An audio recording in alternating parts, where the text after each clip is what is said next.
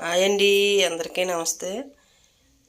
ఈరోజు ఏం చూపిస్తున్నానంటే కుంకుడుకాయలు అండి. అవి నానబెట్టాను. ఒక డజన్ కుంకుడుకాయలు అంటే నానబెట్టాను. కొట్టేసి నానబెట్టి అది పులుసుకొని తీసుకోవాలి. తీసుకుని ఇలా గుడ్డ కట్టుకుని గిన్నెకి వడకెట్టుకోవాలి. ఎందుకంటే మరి పెంకులు అవి ఉంటాయి కదండి, ఈ స్ప్రై బాటిల్లో అడ్డిడిపోతాయి కాబట్టి అలా వడకట్టేసుకోవాలి. 1 లీటర్ నీళ్ళకి తీసుకొని వడకెట్టుకోవాలండి. కుంకుడుకాయ పులుసు 1 లీటర్ ఉండాలి. వడకట్టేసాను కదా,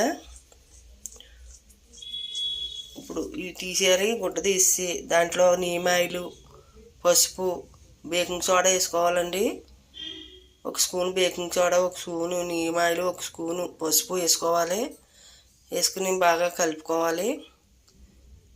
కలుపుకుని స్ప్రే బాటిల్ వేసుకోవాలండి. వేసుకుని టమాటా ముక్కలకి మిల్లీ బాక్స్ పట్టేసేయి. మిల్లీ బాక్స్ అన్నీ పోవాలంటే ఇది స్ప్రే చేసుకోవాలి.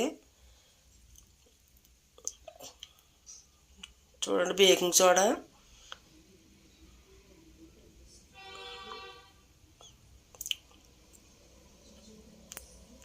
నీమాయిలు వేసి అలా బాగా కలిపేసుకోవాలి. కలిసేలాగా కలిపేసుకుని స్ప్రే బాటిల్ వేసుకోవాలి. వేసుకుని టమాటా ముక్కలకి మిల్లీ బాక్స్ పట్టేసి వదులుతా లేదండి, అస్సలు పోవట్లేదు.